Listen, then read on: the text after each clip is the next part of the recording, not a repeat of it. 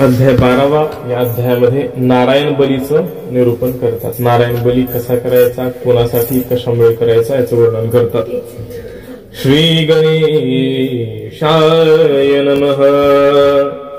पूर्वाध्यायांती श्राद्ध विधान झाले शूरांचे निरूपण. आता दुर्मरणाचे लक्षण एके गरुडा आदरे.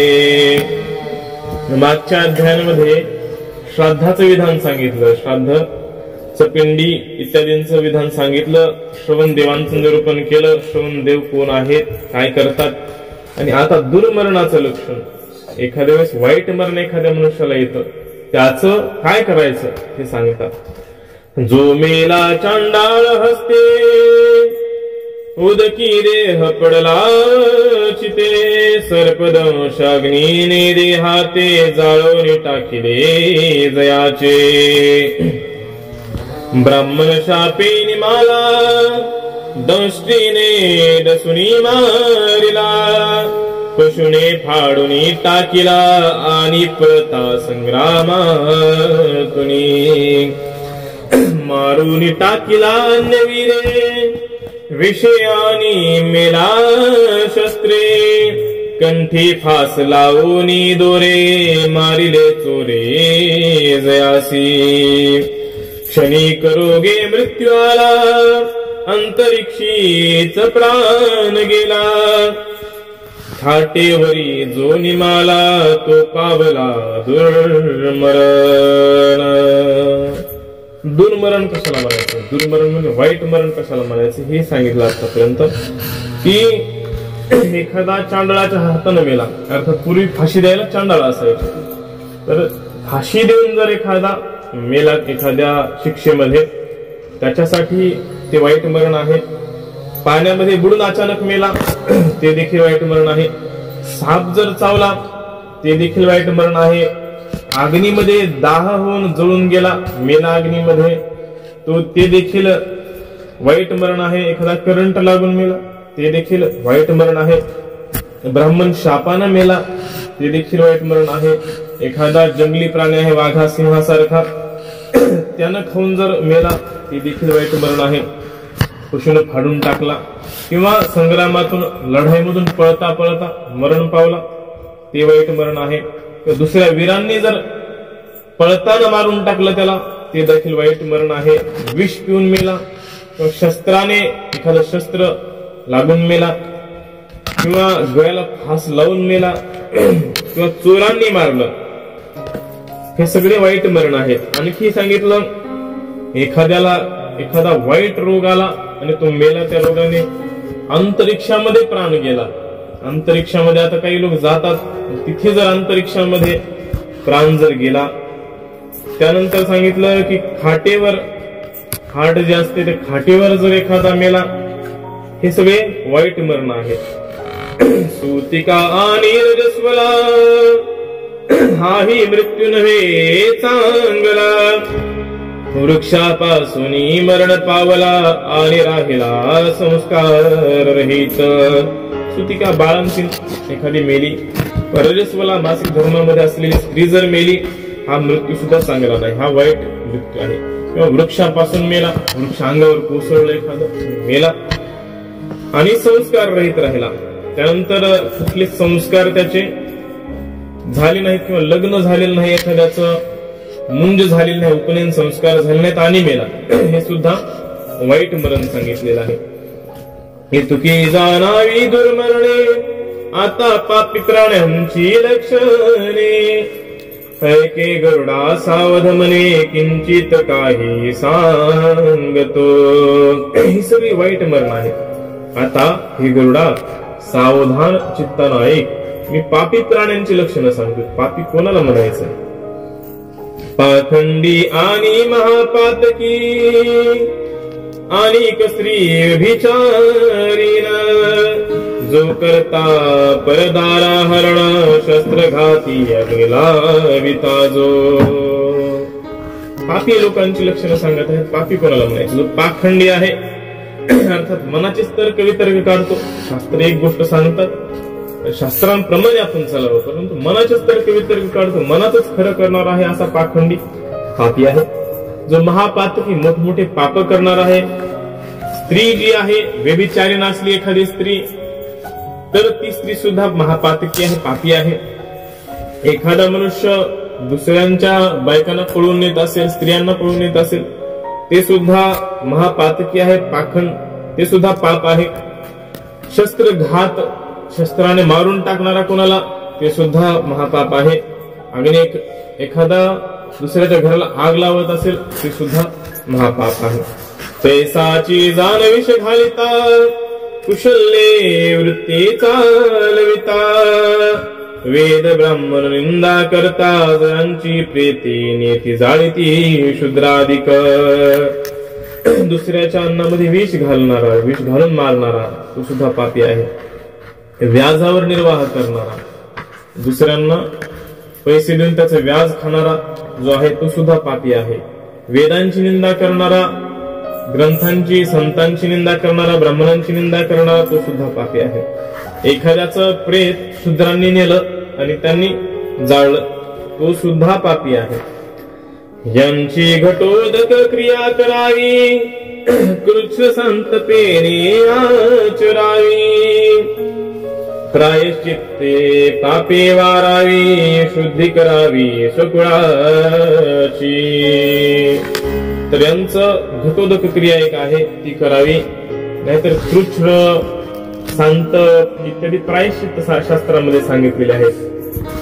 आहाराची पद्धती सांगितलेली आहे. 15 दिवस म्हणजे महिनाभर कसं कृच्छ व्रत, चांद्रायण व्रत, अशा प्रकारचे व्रत प्रायश्चित्त शास्त्रांमध्ये सांगितलेले आहेत.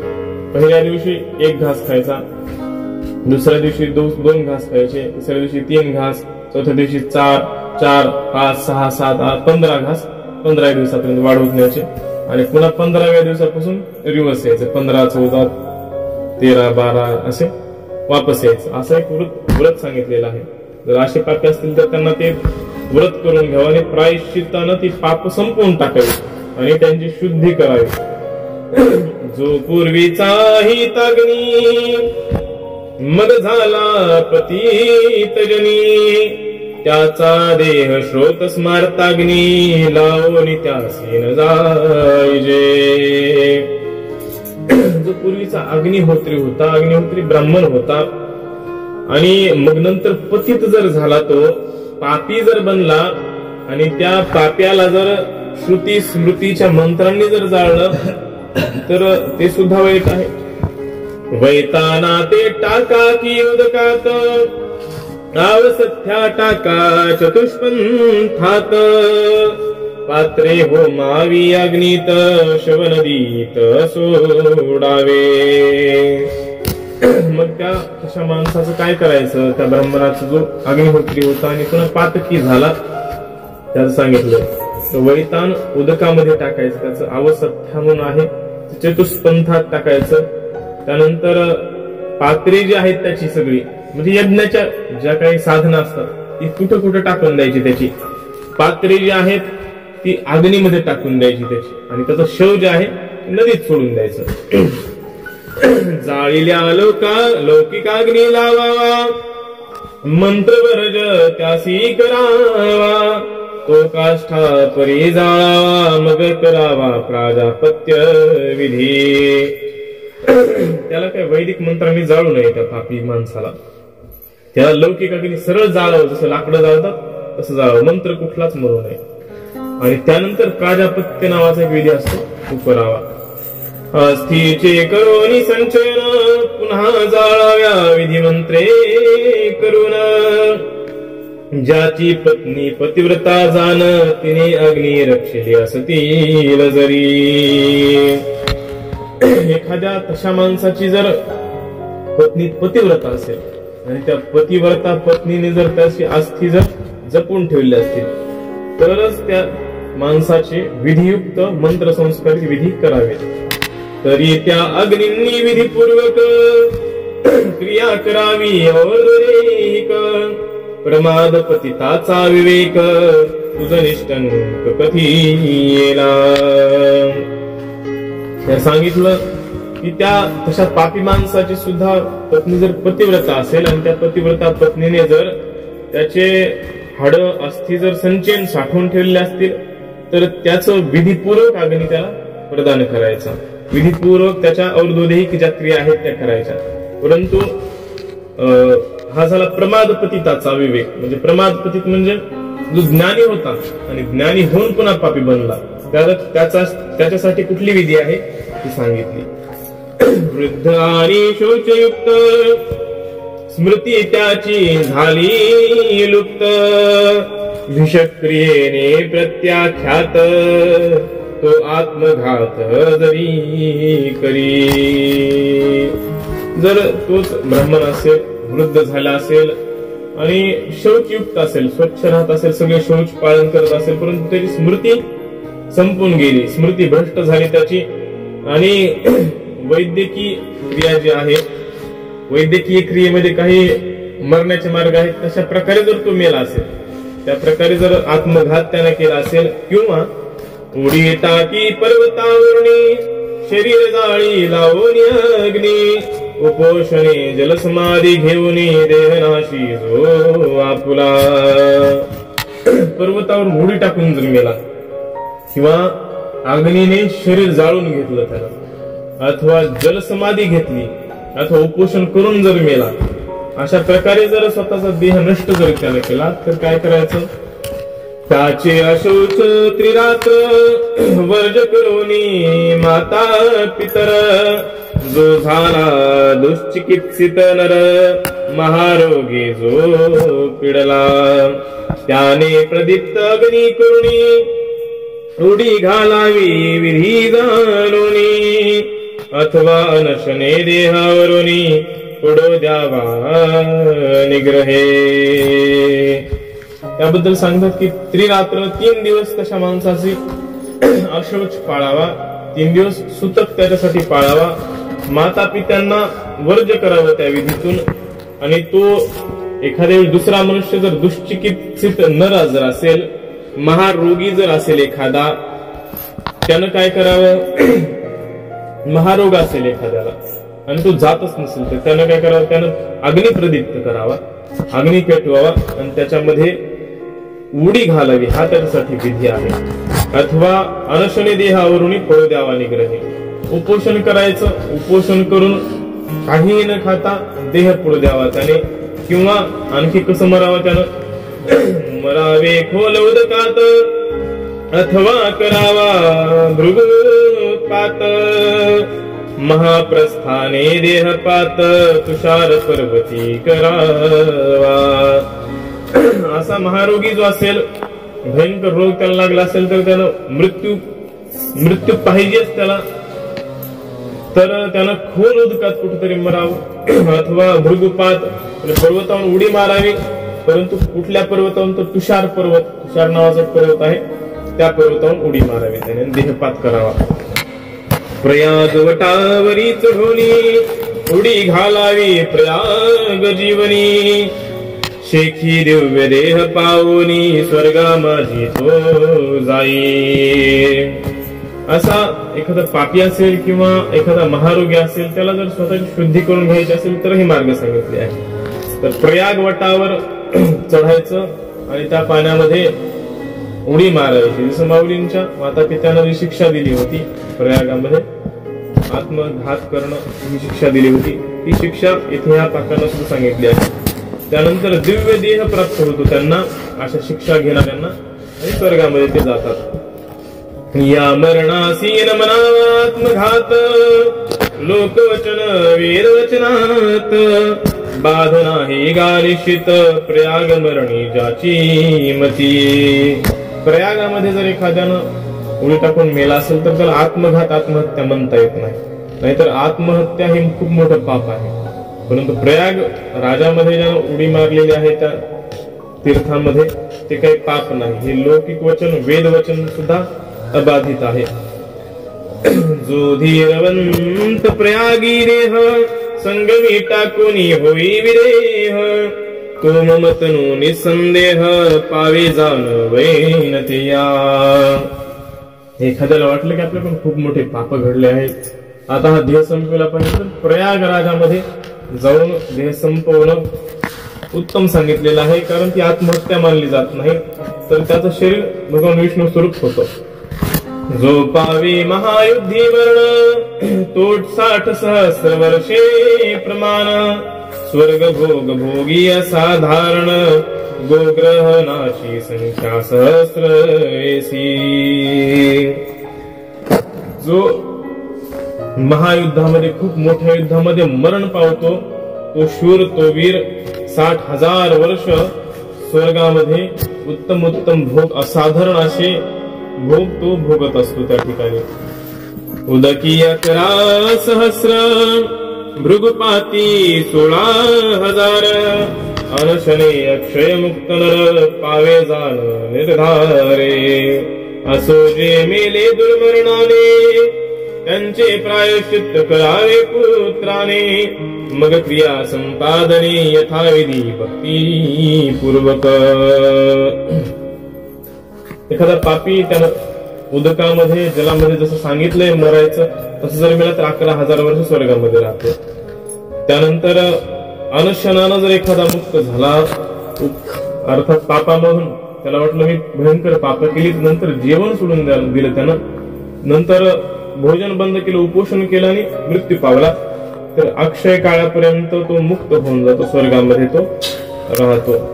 त्यानंतर दुर्मरण जी वर सांगितली, वाईट मरण जी सांगितली, अशी वाईट मरण जर आली तर पुत्राने प्रायश्चित्त करावं सांगितलं.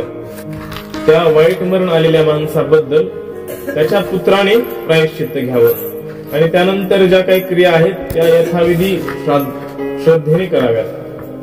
देशांतरी जो मरण पावला दशाहात समाचार कळला अवशिष्ट दिन सुतक त्याला त्रिपक्षात समजले जरी.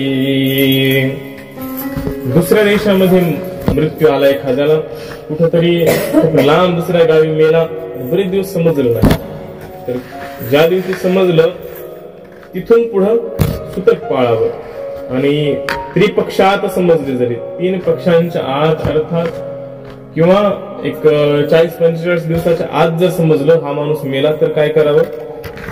तरी अशोच त्रिरात्र 6 मासात कळेल समाचार तरी पक्षिणी अशोच निर्धार 9 मास प्रकार एकाता. 40-45 दिवस जर समजलं नाही मेल्यानंतर तर 3 दिवस सुतक पाळावं.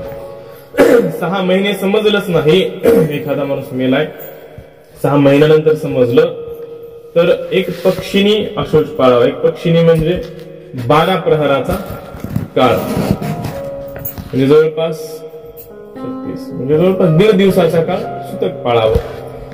आणि 9 महिन्यानंतर जर समजलं एखादा माणूस मेलाय तर काय करावं. 1 दिवस तयासी सुतक 9 मासा पुढे देख स्नाने शुद्धी निष्ठंक सर्वांची देख हो तसे. 9 महिन्यानंतर जर समजलं तर एक दिवसभर सुतक पाळावं. 9 मासाच्या 9 महिन्याच्या पुढं बऱ्याच काळानं जर समजलं की मनुष्य मेला आहे तर स्नान करावं, तेवढ्यानेच त्याचं शोष होतं. माता पिता आणि स्त्री पुरुष यांची अशोच 10 दिवस ही क्रिया सर्वर्णास पालट यास नसेची. मातेचा मृत्यू झाला, पित्याचा मृत्यू झाला, एखाद्या स्त्रीचा एखाद्या पुरुषाचा कोणाचाही मृत्यू झाला, कुठल्याही वर्णामध्ये कुठल्याही जातीमध्ये जरी मृत्यू झाला तरी 10 दिवस सुतक पाळलंच पाहिजे हे सांगितलं. याला काही दुसरा विचार नाही. दीर्घाशौची अल्पाशौच वृद्धीत वृद्ध्या शौच क्षयात क्षयाशौच नाश पावती निश्चय. अर्थात दीर्घ शौच जे आहे त्याच्यामध्ये अल्प शौच, वृद्धी शौचामध्ये वृद्धी अशौच, क्षय अर्थात अमावस्येमध्ये क्षय अशौच केल्याने नाश पावतो त्या सुतकाचा असं सांगितलं आहे. आता पालाश विधी विधान ऐके गरुडा सावधान देशांतरी पावला मरण अदग्ध तो झाला. पळसाच्या पानाचा एक पुतळा करतात. दुसरीकडे कुठे जर मेला माणूस पळसाच्या पानाचा पुतळा करतात आणि तो जाळतात. कृष्णाजिनावरी कुश घालून पुतळा करावा सरस ठेवूनिया पाणी तयास 360 जाणिजे. दुसऱ्या देशामध्ये मेलाय, दुसऱ्या कुठेतरी गावी मेलाय आणि अदग्ध आहे, त्याला जाळण्यात आलं नाही आणि त्याचा देह आणता येत नाही. असं असेल तर काय करावं? त्याचा एखाद्या आसनावर, कुशासनावर हराळ झाल्यानंतर त्या हराळीवर तो पुतळा करावा पळसाचा. पळसाच्या 360 पानांचा पुतळा करावा. आणि पुढे सांगितलं आहे पलाश वृक्षाची पत्रे आणुनी 40 घालावी शिरस्थानी दशमानेवरी ठेवणी 20 वक्षस्थळी घालिजे. तर त्या पानांचा विचार सांगितलाय. तर पुतळा करायचा पहिल्यांदा आणि त्यानंतर ती पानं शिरावर, त्याच्या मस्तकावर किती पानं? 40 पानं ठेवायची पळसाची. मानेवर 10 ठेवायची. वक्षस्थळ छातीवर 20 पानं ठेवायची. जठरी 30 अर्पिजे प्रत्येक बाहुवरी 50 ठेविजे. हस्तांगुलीवरी 10 पिजे जानोरीवरी पै जान. शतपत्रे ठेवणी 30 घालावी जघनी. एक पादांगुली स्थानी गुह्य स्थानी 10 स्थापिजे. पोटावर 30 पानं ठेवायचे. बाहूंवर, हातांवर 50 पानं ठेवायचे. हाताच्या ज्या बोटा आहेत हाताचे त्याच्यावर 10 पानं ठेवायचे. जानू आणि उर प्रदेश आहे, अर्थात मांड्यावर आणि गुह्य स्थानाच्या जवळ 100 पानं ठेवायचे. जघन स्थानामध्ये 30 पानं ठेवायचे. आणि पायाचे जे अंगठे आहेत, बोटा आहेत, तिथं एक पान ठेवायचं. गुह्य स्थानांमध्ये 10 पानं ठेवायचे. मस्तकी नारिकेळ तालुदेशी लागू निवळ. पंचरत्ने मुखी सप्रवाळ कदरी फळ जिवे माझी. मस्तकावर नारळ ठेवायचं. तालुदेश जो ताळूचा प्रदेश आहे तिथे एक भोपळा ठेवायचा. 5 रत्ने ठेवायची पोवळ्यासकट. पोवळे घेऊन 5 रत्न ठेवायचे. आणि कदली फळ, कर्दळीचं फळ जिभेमध्ये ठेवायचे, जिभेवर ठेवायचं. 2 कवड्या नेत्रस्थानी सुरेख मस्तकी घालिजे वालुक. ताडपत्र कर्णस्थानी देख वटांकुर केशस्थानी. नेत्रांच्या जागेवर 2 कवड्या ठेवायच्या. मस्तकावर वाळूक ठेवायचं. त्यानंतर कानांच्या ठिकाणी ताडपत्र जे मिळतं ते ताडपत्र ठेवायचं. आणि केसांच्या जागेवर वटाला जे अंकुर आलेले असतात, वडाला जे अंकुर आलेले असतात ते केसाच्या जागेवर ठेवायचे. कमलनाल आतडी स्थानी मृत्तिका वसा धातू लागुनी. धातू गंधक हरितालांनी पारदानी रेत जाण. म्हणजे देहच बनवायचं एक प्रकारे. कमलनाळ जास्त, कमळाचं देठ जास्त त्या आतड्याच्या ठिकाणी ठेवायचं. त्यानंतर पायांच्या ठिकाणी मृत्तिका ठेवायची किंवा वसा धातू जो असतो तो ठेवायचा. त्यानंतर गंधक ठेवायचंय धातूंच्या ठिकाणी. पारद, त्याचं जे रेत आहे त्या ठिकाणी पारद, पारा जो आहे तो रेताच्या ठिकाणी ठेवायचा. पुरीश स्थानी पितळ मांसीय पीठ निवळ. तीळ पिष्ठे संधी मेळ मधुरक्त स्थानी घालिजे. त्याचं पुरुष स्थान जे आहे त्या ठिकाणी पित्त धातू ठेवायचा आहे. मांसाचं स्थान जे आहे तिथं यव अर्थात जवाचं पीठ ठेवायचंय. त्यानंतर जिथे जिथं सांधे आहेत तिथं तिळाचं पीठ ठेवायचंय. रक्ताच्या ठिकाणी मध ठेवायचाय. त्वचा स्थानी मृगाजीन स्तनस्थानी गुंजाशोभन. नाभी स्थानी कमळ स्थापन वृषणी जाण वृतांक. त्वचा म्हणून मृगाजीन, मृगाचं कातळ, एखाद्या हरणाचं कातळ असेल तर त्वचा म्हणून ठेवायचं. त्या स्तनांच्या ठिकाणी गुंजा असतात, त्या गुंजा ठेवायच्या दोन्ही. त्यानंतर नाभी, बेंबीच्या जागेवर कमळ स्थापन करायचं आणि वृषणाच्या जागेवर एक वांग ठेवायचं. लिंगस्थानी गाजर पट्टसूत्र परिधान वस्त्र. यज्ञोपवीत घातल्यावर स्नपन शालिग्राम शिरोदके. लिंगस्थानी सांगितलं काय ठेवायचं. त्यानंतर जे सूत्र, पट्टसूत्र आहे तिथे एक परिधान करायचं, वस्त्र घालायचं. त्यानंतर यज्ञोपवीत घालायचं त्याला आणि स्नपन करायचं. शालिग्राम किंवा शिळा ठेवायची, महादेवाची शिळा असेल किंवा शालिग्राम ठेवायचा आणि उदकानं स्नपन करायचं त्याचं. करावे विधी प्रमाण मुखी घालावे स्वर्ण. हृदयी गोपी चंदन लेपन तुलसी दर्पी पंचगव्ये पवित्र किजे. विधीप्रमाणे ह्या पूर्ण देह बनवलेला आहे, त्या देहाचं सर्व विधी करायचे. मुखामध्ये सुवर्ण घालायचं, हृदयाला गोपीचंदनाचं लेपन करायचं त्याच्या. त्यानंतर तुळसी आहे, हराळ आहे, तीळ आहे, पंचगव्य गायीपासून जे जे निर्माण होतं, गोमूत्र आहे, शेण आहे, दूध आहे, दही आहे, तूप आहे, ह्या सर्वांना ते पवित्र करून घ्यायचा देह. सर्वौषधी समायुक्त प्रेत करावे सुपूजित. साग्निक विधाने समस्त यज्ञ पात्रे ठेवावी. सर्व औषधी ज्या ज्या सांगितल्या त्या समायुक्त करायच्या, ठेवायच्या तिथं. प्रेताला सुपूजित करायचं, त्याची पूजा करायची आणि साग्निक विधान जे आहेत ते सगळे तिथं म्हणायचे आणि यज्ञ पात्र देखील ठेवायचे. शालिग्राम शिलोदकान युक्त मंत्रे करावे पावन.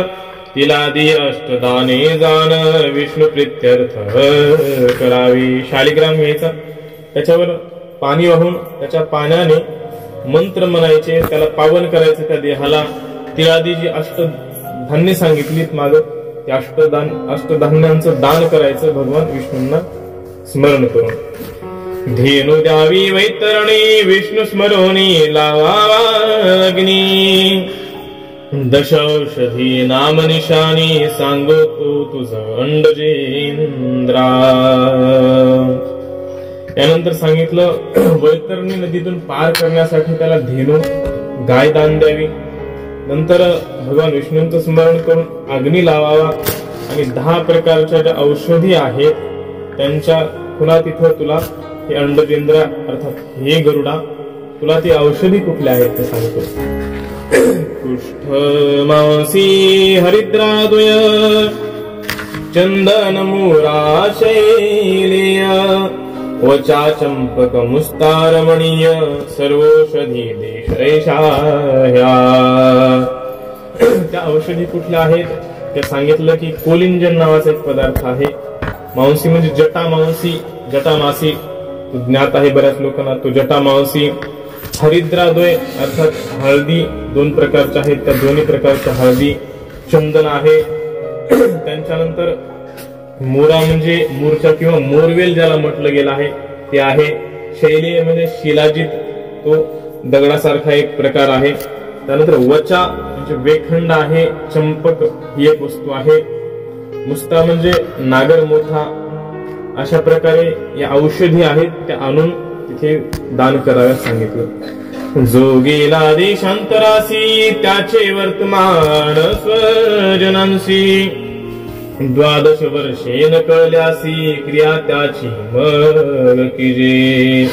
एखादा दुसऱ्या देशाला गेला आहे, परदेशाला गेला आहे, त्याचा आता पता काहीच माहित नाही, तर 12 वर्ष मेला आणि 12 वर्ष जरी कळलं नाही आणि त्यानंतर कळलं तरी देखील त्याची क्रिया करावी. ऐकिले जरी वर्तमान तरी क्रिया त्या दिवसापासून मासांत माघ भाद्रपद जाण पक्ष न समजता कृष्ण पक्ष. कळलं की हा माणूस मेला तर त्या दिवसापासून त्याच्या क्रिया सुरू कराव्यात. भाद्रपद महिन्यामध्ये करावं. जर समजलं नाही कुठल्या तिथीला मेला, कुठल्या पक्षाला मेला, तर कृष्ण पक्षामध्ये. पक्ष जर समजला नाही तर कृष्ण पक्षामध्ये करावा. आणि महिना जर समजला नाही तर भाद्रपद महिन्यामध्ये त्याची विधी करावी. तिथी माझी अष्टमी दर्श, अधिकार आहे एकादशीस, प्रयाणाचा जो दिवस की जे संवत्सरिक त्या दिनी. तिथीमध्ये अष्टमी तिथी आहे, दर्श अर्थात अमावस्या आहे, एकादशीला सुद्धा अधिकार सांगितला आहे. आणि त्याचा प्रयाणाचा जो दिवस आहे तो निर्धारित करावा. आणि संवत्सरिक अर्थात वर्ष श्राद्ध आहे ते त्या दिवशी करावा. पुतळा जो आतुर त्यासी प्रायश्चित्तादी प्रकार, अष्टदान विधी समग्र पूर्ववत करावे. पुतळा जो तयार झालेला आहे त्याच्यासाठी प्रायश्चित्तादी प्रकार 8 प्रकारचे दान मागे सांगितले, ते 8 प्रकारचे दान पूर्वीप्रमाणे करावेत. माता पितरां वाचुनी त्रिरात्रांती वृषोत्सर्ग करणी, पित्याचा एकादश दिनी वृषोत्सर्ग कश्यपसुता. माता पित्यांशिवाय तिसऱ्या दिवशी वृषोत्सर्ग अर्थात नंदी दान द्यायचा, ते सांगितला प्रकार तो दान द्यायचा. किंवा पिता जर असेल तो जर असा गायब झाला आणि तिकडेच मरण पावला तर त्याचा वृषोत्सर्ग 11व्या दिवशी करावा असं सांगितलं. जे मेले दुर्मरणाने ते तरती नारायण बलीने, त्याचा विधी तुझ कारणे अत्यादरी सांगतो. जे वाईट मरणाने मेलेत त्यांचा नारायण बली करावा लागतो. एक अनुष्ठानाचं नाव आहे का विधीचं नाव आहे नारायण बली. मग तो नारायण बली काय आहे ते सांगतात ऐका. गो ब्राह्मणासी जो मारिता स्वधर्म भ्रष्ट झाला असता, तो पतित जाणावा तत्वता त्याची क्रिया वर्षानंतर. गाईला ब्राह्मणाला जर एखाद्यानं मारलं, स्वधर्म भ्रष्ट जर झाला, स्वतःचा धर्म सोडून दिला एखाद्यानं, त्याला पतित समजावं आणि त्या पतिताची क्रिया वर्षानंतर करावी. कसली क्रिया करावी तर सांगितलं. नारायण बली करावी, शरीर स्थिर नाही स्वभावी, यास्तव सद्य आचरावी शुक्ल कृष्ण पक्षात. नारायण बली त्याची वर्षानंतर करावी. शरीर स्थिर नाही, शरीराचा काही भरोसा नाही, सद्य लवकरात लवकर ती करावी. शुक्ल पक्षात किंवा कृष्ण पक्षात, दोन्ही पक्षामध्ये ती चालते. एकादशी पंचमी श्रवण सद्य पक्ष केल्यासी जाण, उक्त असे एकादश दिन नारायण बली कारणे. एकादशी तिथी, पंचमी तिथी अशा तिथी सांगितलेल्या आहेत. किंवा 11व्या दिवशी नारायण बली करावा. विप्र बोलावणी मंत्रविद पंचकुंभ स्थापोनी शुद्ध, ब्रह्मा विष्णू शिवयम प्रसिद्ध प्रेत पंचम जाणे. कसा नारायण बली करायचा ते सांगितलं. 5 मंत्रज्ञ वेदज्ञ वेद जाणणाऱ्या ब्राह्मणांना, 5 ब्राह्मणांना बोलवायचे नागबलीसाठी. 5 कुंभ स्थापन करायचे, 5 कलश स्थापन करायचे. एक ब्रह्मदेवाच्या नावाने, एक विष्णूंच्या नावाने, एक भगवान शिवांच्या नावाने, एक यमाच्या नावाने, एक प्रेताच्या नावाने ठेवायचे. सुवर्ण प्रतिमा विशेषी त्या स्थापाव्या पंच कलशी, कुंभ जल स्वर्ण गंध पल्लवेसी दुर्वा सर्व शरीरत्ने युक्त. सुवर्णाच्या प्रतिमा 5 ठिकाणी ठेवाव्यात. स्थापन केल्यानंतर तिथे कलश ठेवायचा, पाणी ठेवायचंय, स्वर्ण ठेवायचंय, सुवर्ण सोनं ठेवायचंय, गंध तिथे ठेवायचा आहे आणि पल्लव अर्थात पानं देखील त्या कलशाच्या ठिकाणी ठेवायचे. दुर्वा हराळी सांगितल्यात आणि सर्व औषधी रत्नयुक्त त्या ज्या 10 औषधी सांगितल्या त्या देखील तिथे त्याच्यामध्ये घालायच्या आहेत.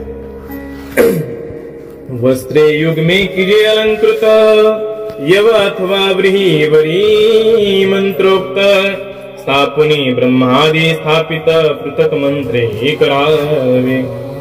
जोडी जोडी मंत्र ठेवावेत, वस्त्र ठेवावेत तिथं. त्यानंतर जव जे सांगितले ते जव ठेवावं, धान्य किंवा जव नसतील तर तांदूळ ठेवावेत. मंत्र म्हणून ब्रह्मादी देवतांना स्थापन तिथे करावं.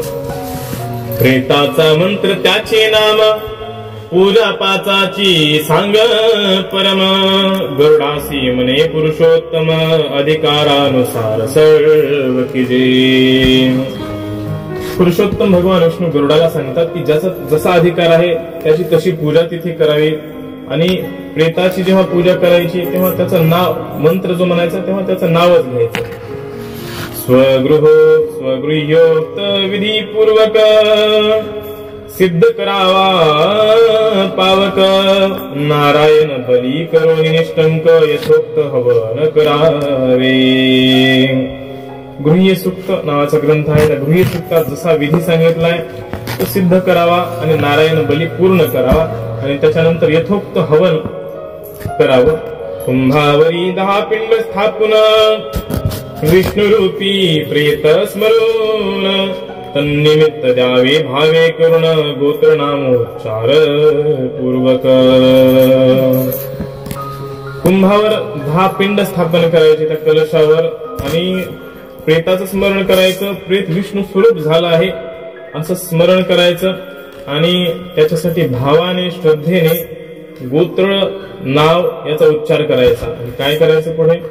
दक्षिणेकडे मुख करावे भूमीवरी दर्भ पसरावे तेथे मधु घृततील युक्त पिंडार पावे वरी शंखोदक घालिजे. दक्षिणेकडे मुख करून बसायचं. त्याच्यानंतर जमिनीवर हराळ टाकायची, दर्भ टाकायचा आणि तिथे मध आहे, घृत अर्थात तूप आहे, तीळ आहेत, ह्यांना युक्त करून पिंड अर्पण करायचा आणि त्याच्यावर शंखाने पाणी सोडायचं. यथा सांग पूजने त्यासी मग नदीत टाकावे निश्चयसी मग करावे तर्पणासी प्रेत निमित्त खगेंद्रा. तो जो पिंड निर्माण केलाय तुम्ही मध तूप तीळ यांनी युक्त जो पिंड निर्माण केलाय तो नदीमध्ये टाकायचा. तो टाकल्यानंतर तर्पण करायचं प्रेताच्या प्रेत्यर्थ. नंतर ब्रह्मा विष्णू कैलासपती तैसाची किंकरांसह प्रेतपती देहा बली घेऊन निश्चिती प्रेतासी शुभमती देवत. नंतर ब्रह्मदेवांची पूजा करायची, भगवान विष्णूंची, कैलासपती भगवान भोलेनाथांची पूजा करायची आणि भूतनाथ भगवान महादेव त्यांच्या किंकरांसह भूतांसह प्रेतांसह येतात आणि तो बली जो आहे, बली अर्थात तो पिंड जो आहे तो घेऊन त्या प्रेताला देतात आणि शुभगती हे सगळे देव देवत अशी प्रार्थना करायची. ऐसे करुणी प्रार्थना मधुशर्करा जान्न द्यावे ब्राह्मणा प्रस्थ प्रमाण त्याचे जाना ब्राह्मण तृप्ती कारणे. प्रार्थना करायची की ही सगळी देवता त्या प्रेताला शुभगती देवत आणि त्यानंतर मध साखर तूप यांनी युक्त जे अन्न आहे ते ब्राह्मणांना द्यायचं. त्यानंतर किती द्यायचं ते थोडं द्यायचं नाही, ब्राह्मण हे तृप्त झाला पाहिजे, शेरभर द्यायचं असं सांगितलंय. प्रस्थ म्हणजे शेर. रात्र करावे जागरण कुंभा पुढे विष्णू कीर्तन दुसरे दिवशी पंच ब्राह्मण बोलावून मध्यानी पूजावे. रात्री जागरण करावं आणि त्या कुंभापुढं कलशापुढं कीर्तन करावं. दुसऱ्या दिवशी 5 ब्राह्मण बोलवावेत आणि मध्यानी दुपारच्या वेळी त्यांची पूजा करावी. मागुती ब्रह्मादी देवांप्रती यथाविधी पूजावे निश्चिती एकोदिष्ट विधान पद्धती पंचश्राद्धे करावी सांग. त्यानंतर ब्रह्मादी देवांची यथाविधी पूजा करावी आणि त्या प्रेताच्या प्रीत्यर्थ विधानाने जसं विधान आहे त्या पद्धतीने 5 प्रकारची श्राद्ध करावी. इत्यादी करोणी संकीर्तन प्रेत कर्म करावे संपूर्ण संप्रदान सिद्ध्यर्थ जान श्राद्ध पंचक करावे. इथे निश्चित करून संकीर्तन करावं, कीर्तन करावं. त्यानंतर प्रेत कर्म जे राहिलेलं आहे तेही संपूर्ण करून घ्यावं आणि 5 प्रकारची श्राद्ध प्रेताच्या नावाने करावी. विधींच्या आधी एक तंत्रे करून पंचश्राद्धे करावी जाण देव कार्य सव्वे करून अपसव्याने पितृ कार्य. विधींच्या आधी ब्रह्मदेवादी जे देवता आहेत त्यांच्यासाठी एक एक करत त्यांची पूजा करावी, 5 प्रकारची श्राद्ध करावीत त्यानंतर देवकार्य उजव्या हाताने आणि डाव्या हाताने पितृकार्य त्या ठिकाणी करावं। अक्षयोदक समयी जाण तुळसी तिलोदक शंकी घालून पिंडावरी धार घालिता संपूर्ण प्रेत पावे सद्गती। अक्षयोदक अर्पण जेव्हा करायचं त्यावेळी काय करायचंय तर शंखामध्ये तिलोदक तिळांचं पाणी टाकायचंय, त्यानंतर तुळशीचे पत्र टाकायचे आणि पिंडावर अशी धार धरायची, त्यामुळे त्या प्रेताला सद्गती प्राप्त होते। प्रेत पिंडावरी सतीळ जळ ब्राह्मणे घालावे पुष्कळ सुशाखोक्त मंत्रे निवळ पाओ हे तिलोदक प्रेतासी। त्या प्रेताच्या पिंडावर सतीळ जळ जे शंखाने टाकलेलं आहे हे अर्पण करावं आणि ब्राह्मणाने स्वशाखा युक्त मंत्र जे आहेत त्याच्या शाखेला जे मंत्र दिलेले आहेत त्या शाखा युक्त मंत्र म्हणावेत आणि तिलोदक तर्पण ते करावं आणि हा श्लोक म्हणावा। अनादि निधनो देव शंखचक्र गदाधर अक्षय पुंडरीकाक्ष प्रेत मोक्ष प्रदो भव। प्रेताच्या नावाने हा मंत्र म्हणायचा, प्रार्थना करायची। ऐसे प्रार्थुनी मग दक्षिणा प्रेतोद्दिश्य द्यावी जाणा सर्व प्रेत कर्मी बहु ब्राह्मणा दक्षिणा द्यावी वैनतिया। अशी प्रार्थना करायची भगवंतापाशी आणि नंतर प्रेताच्या उद्देशानं प्रेत कर्म करताना दक्षिणा द्यावी।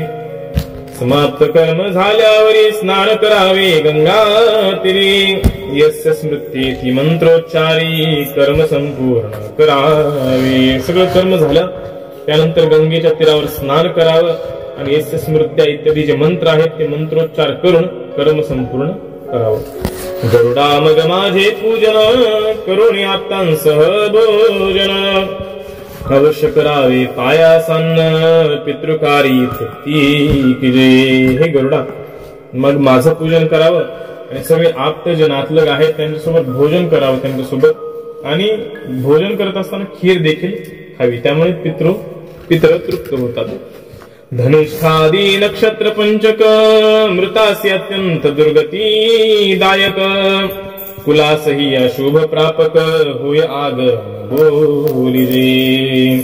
शास्त्रे आणि स्मृती सांगतात की मृतांना धनिष्ठा नावाचा जे नक्षत्र आहे, आणखी 5 नक्षत्र आहेत ते अत्यंत दुर्गतीदायक आहेत आणि कुळास सुद्धा अशुभ प्रदान करणारे आहेत। ऐसे जाणोनी त्वरित तद्दोष निरसन करावे समस्त दर्भ प्रतिमा पंचसूत्र वेष्टित 5ही कराव्या सुलक्षण। म्हणून दोष निरसनासाठी सगळेच काही नियम माहित नसतात, म्हणून दर्भाच्या प्रतिमा करायच्या, गवताच्या म्हणजे हराळीच्या प्रतिमा करायच्या, त्याला 5 सूत्रांनी 5 दोऱ्यांनी वेष्टित करायचं। यवपिष्टे लिपाव्या समस्त त्या जाळाव्या पुतळ्या यथोक्त प्रेतवाहक शिरस्थानी निश्चित नेत्री प्रेत स्थापावा। मग ती जी प्रतिमा केली हराळीची त्याच्या भोवती सूत्र 5 प्रकारचे सूत्र गुंडाळलेले आहेत आणि जवाचं पीठ त्या पीठाचं लेपन त्या प्रतिमेच्या भोवती करायचं आणि त्या जाळायच्या सांगितल्या। प्रेत रक्षिता वाम कुक्षिसी प्रेत भूमी रक्षिता विदेशी पादी स्थापावे प्रेत हत्यासी आहुती भिन्न नामे। आहुती कोणाच्या नावाने कशा द्यायच्या ते सांगितले। प्रेत सख्याच्या नावाने नेत्राच्या जवळ आहुती द्यायच्या, प्रेताचं रक्षण करणाऱ्याच्या नावाने वाम कुक्षी अर्थात डाव्या कुक्षीकडे आहुती द्यायची, प्रेताची भूमी रक्षण करणाऱ्याच्या नावाने नाभी प्रदेशामध्ये आहुती द्यायची आणि प्रेताचं हरण करणाऱ्याच्या नावाने पायांपाशी आहुती द्यायची। एकेका मुखी 3 वार घालावे गरुडा यथा प्रकार अशौचांती शांती समग्र नक्षत्र मूर्ती सुवर्णाच्या करोनी करावी विधियुक्त पूजा करावी अद्भुत तैलपूर्ण कांस्य पात्र सुवर्णयुत माश द्रोण परिमित पै द्यावे। त्यानंतर सांगितलं एकेका मुखामध्ये 3 वेळी त्या आज्याहुती तुपाच्या आहुती द्याव्यात आणि अशौचाची शांती झाल्यानंतर नक्षत्र मूर्ती, सोन्याची नक्षत्र मूर्ती कराव्यात, विधियुक्त त्या कराव्यात आणि अद्भुत अशी पूजा करून तैलपूर्ण कांस्य पात्र म्हणजे कासाचं एक पात्र तेलाने भरलेलं कासाचं पात्र तेही दान द्यावं। आणि सुवर्ण किती दान द्यायचे तर माश समायुक्त अर्थात उडीदा एवढं ते सुवर्ण सोनं देखील दान द्यावं। एक गाई द्रोण संख्यातील शतपळे याज निर्मळ दक्षिणा द्यावी पुष्कळ दोष निवारण ते होई। एक गाय त्याबरोबर द्रोण संख्या तीळ, द्रोण भरून तीळ, त्यानंतर शतपळ, पळ हाही एक जुनं माप आहे, तेवढं तूप, निर्मळ असं तूप दान द्यावं आणि दक्षिणाही दोष निवारण होण्यासाठी दान द्यावी। पंचकलश कृष्णवर्ण सर्वौषधी जळ घालून माश राशी खाली करुण वरी कलश स्थापावे। 5 कलश काळ्या रंगाचे 5 कलश ठेवायचे, त्याच्यावर सर्व औषधी ज्या सांगितल्या आहेत त्यांनी त्या सर्व औषधी घालून जळ तिथे अर्पण करायचं आणि कलश स्थापन करायचा। मुखी नारिकेल ठेवावे, वस्त्रे करुणी वेष्टावे, वरी मूर्तीचे स्थापन करावे, मग पूजावे यथाविधी। खाली कलश ठेवलाय, त्याच्यावर नारळ ठेवलाय आणि त्या नारळाला वस्त्राने आविष्टित केलेलं आहे आणि वर मूर्तीचं स्थापन करायचं, यथाविधी पूजा करायची। भूजंती करावी दाने, पंचकी अन्य कार्येही वर्जने, गृहशय्या तृणकाष्ठ संचने, प्रयाणादी वर्ग सर्व कार्ये। पूजा झाल्यानंतर दान करावं आणि धनिष्ठा आदी 5 नक्षत्र जे आहेत त्यांमध्ये दुसरे कार्य करणं हे वर्ज करावं। शय्या इत्यादी जे कार्य सांगितलेले आहेत तेही आणि प्रयाणादी कुठे दुसरीकडे जाणं हेही सगळं वर्ज करावं। पंच नक्षत्रांचे पंचमंत्र भिन्न सती ते निराकार, मनावे जाणुनी प्रकार श्रोत्रे चतुरस मगोतपै। 5 नक्षत्रांचे 5 मंत्र आहेत ते वेगवेगळे आहेत, श्रोत्यांनी ते जाणून ते म्हणावेत। शुभ कार्य पंचकामाधारी, करिता शुभ गडे सर पारी, ऐसा विधी करिता उरगारी, प्रेतासी गती उत्तम होय। 5 नक्षत्र धनिष्ठा इत्यादी 5 नक्षत्र सांगितले, त्यांमध्ये शुभ कार्य करून विवाह मुंज इत्यादी कार्य करू नयेत असं सांगितलं। अशा प्रकारे ही विधी, संपूर्ण विधी नारायण बलीची सांगितलेली आहे। कुळासही घडे कल्याण, सर्पदंशे जो पावला मरण, त्याच्या पुत्रे नागपूजन करावे जा शुद्ध पंचमीसी। अशा प्रकारे नारायण बली कुळाचं कल्याण होतं। सापाच्या दंशाने जो मरण पावलेला असेल त्याच्या पुत्रानं नागपूजन करायचं आणि पंचमीला अर्थात नागपंचमीला नागाचं पूजन करायचं त्याच्या मुलाने। त्या दिवशी करावे उपोषण अथवा करावे नक्त भोजन, पिष्टाचे नाग की जे सगुण नामाभिधान त्यांची ऐक।